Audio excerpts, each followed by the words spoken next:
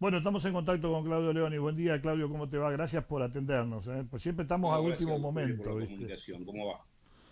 Bueno, ayer hubo una reunión, una conferencia, ¿no es cierto?, vía internet por el tema de las paritarias. ¿Cuál es tu visión al tema? Porque yo planteaba hoy que a veces se le tiene tanto miedo a la cláusula gatillo y sin embargo es beneficioso para las dos partes porque uno no tiene que desembolsar de última un 30%, un 28%, un 34% de arranque, sino que va acompañando a la inflación. Es decir, no hay, ¿por qué hay tanto recelo con el tema de esa famosa cláusula gatillo que me parece que dio resultado? No sé cómo lo ves vos. Mira, es un mito que pone en una situación de tensión entre las partes cuando en realidad beneficia a la patronal. Y esto Totalmente. lo decimos por nuestros propios estudios, en el sentido de que en el año 2015, en el año 2015, el último acuerdo salarial puso nuestro salario mínimo. Nosotros fijamos un salario mínimo garantizado. Estábamos en el 90%, el salario alcanzaba para obtener en el 2015 el 90% del costo de la canasta básica total, que sumado presentismo y asignaciones familiares, poníamos un poquito por nivel de arriba de la línea de pobreza, como ustedes saben. Mm. En el 2006 esto cayó abruptamente, porque tuvimos un acuerdo porcentual que quedó desfasado, y después volvimos a la cláusula gatillo. O sea que nosotros con la cláusula gatillo pasamos de poder comprar el 90% a comprar el 75% con el salario mínimo. Esto es lo que ocurrió. En el 2020 estamos debajo del 60%, o sea, no llegamos a comprar con el salario mínimo garantizado por paritaria, nadie puede percibir menos del salario mínimo Mm. garantizado, estamos por debajo del 60% del costo total de la canasta básica. Esto ya también alcanza al salario promedio, con lo cual tenemos más de la mitad de nuestros gremios debajo de la línea de la pobreza. Claro. Entonces la cláusula gatillo es un tema que muchos lo entienden como, bueno, cobran todos los meses, pero en realidad es una pérdida del poder adquisitivo por goteo. Nosotros necesitamos volver a los acuerdos tradicionales en el sentido de que cuando uno acuerda un porcentaje, tiene un periodo de ese primer pago, digamos, que supera la inflación. Claro. Entonces ahí gana uno el tiempo, la inflación, logran una cuota de un aumento de un 20%. En los primeros meses, ese 20% le va ganando a la inflación en los primeros meses. Mm. ¿Qué está pasando hoy con el tema de la pandemia y el acuerdo que nosotros estamos discutiendo con los intendentes? Que el año pasado, con el acuerdo que se llegó en noviembre, con un 20%, nosotros rechazamos todo tipo de cifras no remunerativas, no bonificables, pero ese 20% se acordó en noviembre y significó una caída del salario real del 16%, porque la inflación fue el 36%, ¿no? Esa caída le significó a los municipios un ahorro, si hubieran aplicado la cláusula gatillo, de 4.000 millones de pesos. Los municipios lograron, en este periodo, no por sí mismos, sino en función de la evolución de la economía en general, superar la inflación en un 3% por arriba, perdón, la coparticipación en un 3% por arriba de la inflación. Lo cual hizo que hubiera un monto acumulado entre ahorro de salario y aumento de coparticipación de más de 8.000 millones.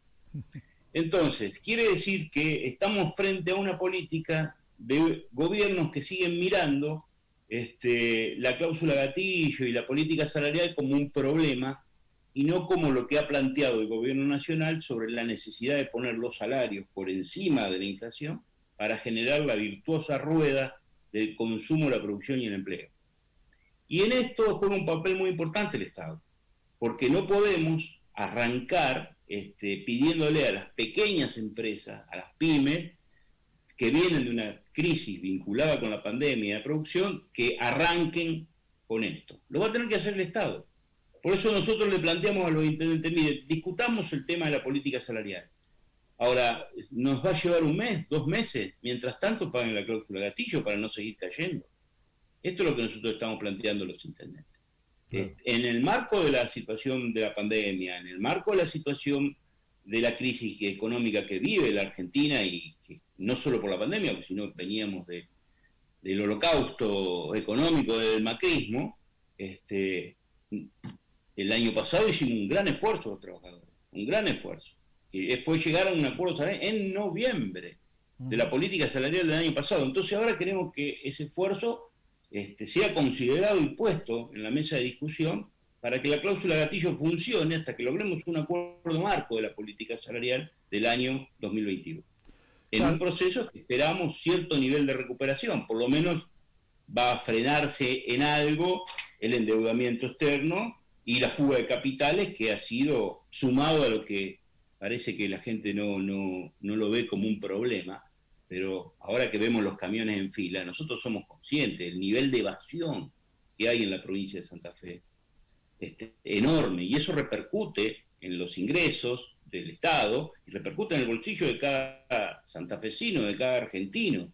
Es uno de los países ubicados en el 5.º puesto de evasión impositiva de las multinacionales. Información recogida por el diario La Nación.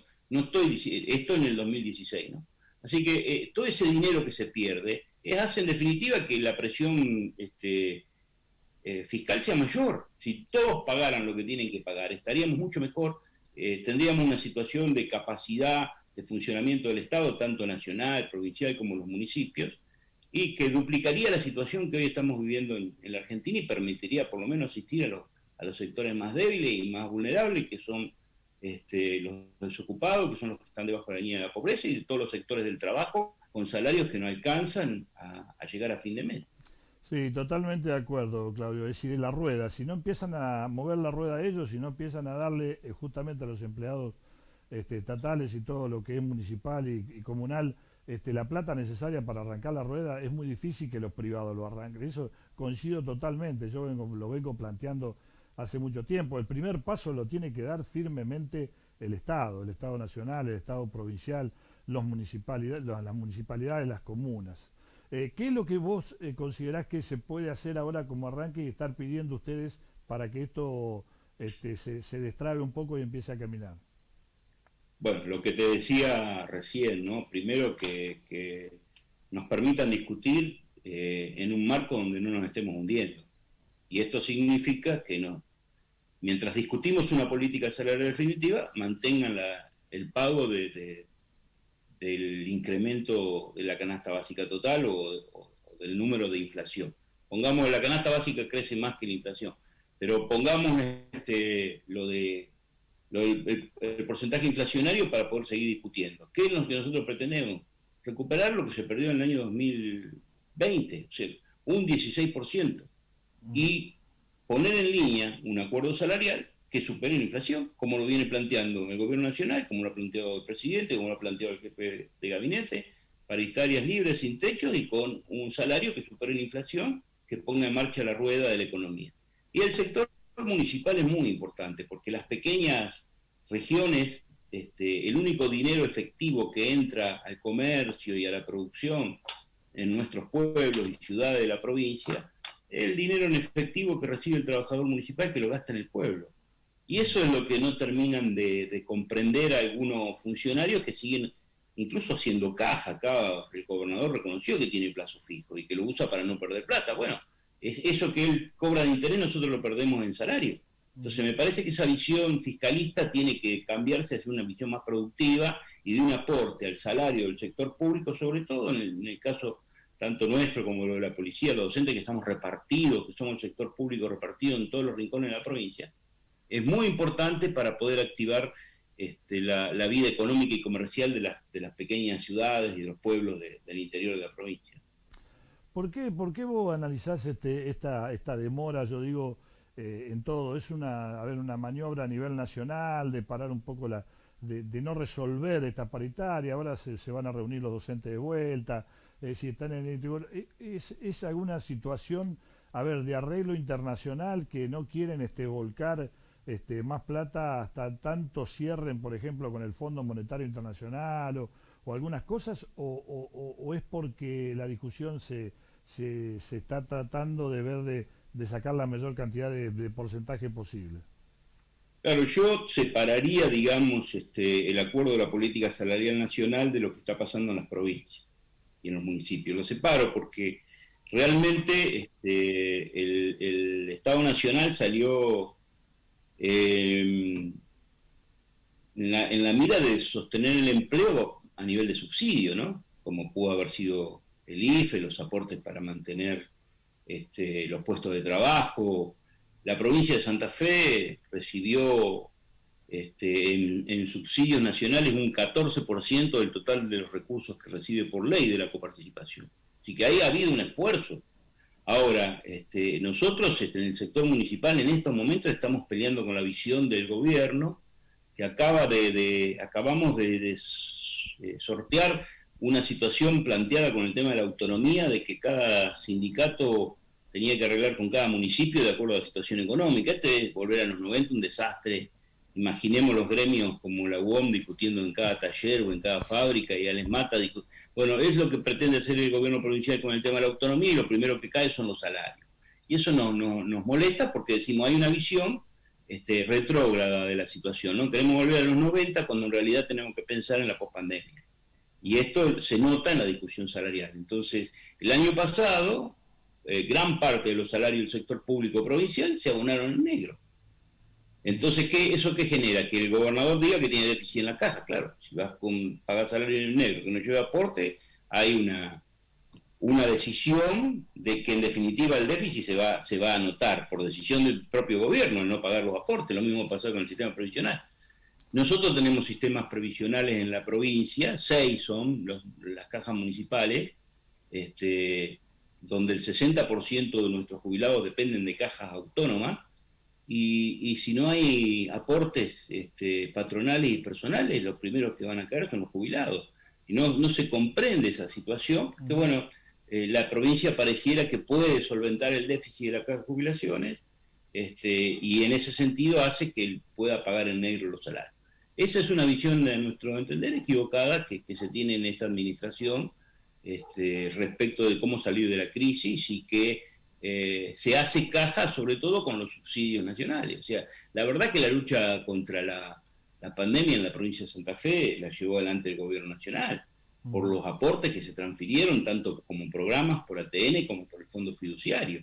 Entonces estas cosas nos preocupan a nosotros porque se busca achatar el salario de los trabajadores en un marco de crisis, y no de cualquier trabajador, porque estamos trabajando y hemos sido convocados a trabajar los trabajadores y trabajadoras de municipio y comuna en gran porcentaje durante la pandemia para llevar adelante no solamente la temática de salud, sino también todo lo que tiene que ver con el cumplimiento de los protocolos, el distanciamiento social, la limpieza de la ciudad a través de la recolección de residuos, el desmalezamiento, todas las actividades que hacen a garantizar las mejores condiciones de salud las llevan adelante los trabajadores municipales. Somos trabajadores de tipo esencial, poco reconocidos, y hoy con esta situación de demora en la discusión de los salarios. ¿Tienen pensado, como algunos gremios, bueno, pedir el piso, sobre todo el ingresante, el que ingresa a trabajar, que tiene un sueldo bajo, más bajo, y que por ahí cuando se aplican los porcentajes siempre sale desfavorecido totalmente, porque el 10% de 30.000 no es lo mismo que el 10% de 60.000. Y muchos gremios están planteando la suba de ese salario mínimo, para un poco achicar esa brecha. ¿Tenían pensado algo de eso también? Bueno, justamente lo que yo te comentaba, el análisis de la evolución del salario mínimo garantizado, que cubría en el 2015 el 90% de la canasta y hoy no cubre el 60%, es producto de que queremos subir el salario mínimo también. Claro. Efectivamente es así. O sea, no es que el estudio es porque simplemente lo observamos, sino que analizamos cuál ha sido la caída, y no se puede dar el mismo aumento salarial al conjunto de los trabajadores y dejar postergado con un porcentaje a los de abajo. Es correcto lo que vos estás planteando. Correcto. Totalmente. Bueno, lo último nomás, para ya dejarte, ¿hay alguna reunión ya programada para la semana que viene, algo? Sí, hicimos la reunión por teleconferencia y el miércoles volvemos a reunirnos y le dejamos esta inquietud. Discutamos lo que tengamos que discutir, pero mientras discutimos, por favor actualicen el salario con cláusula gatillo, hasta que encontremos esta fórmula para recomponer lo perdido el año que viene, el año pasado, y que el año que entramos ahora, el salario supere la inflación. Con esas pautas estamos esperando una respuesta el próximo miércoles. Totalmente, porque si no, no vamos a ir a noviembre de vuelta, Exactamente. sin ninguna modificación. Bueno, te agradecemos mucho, Claudio, como siempre, que estés ahí al punto del cañón cuando te llamamos para salir aquí en estilo RPM, por el canal C5SF y por supuesto por la FM 89.5. Gracias, nos vemos. No, gracias a Chao, vos. Que chao. tengan buen día todos. Gracias por... Bueno, sí, pasaba el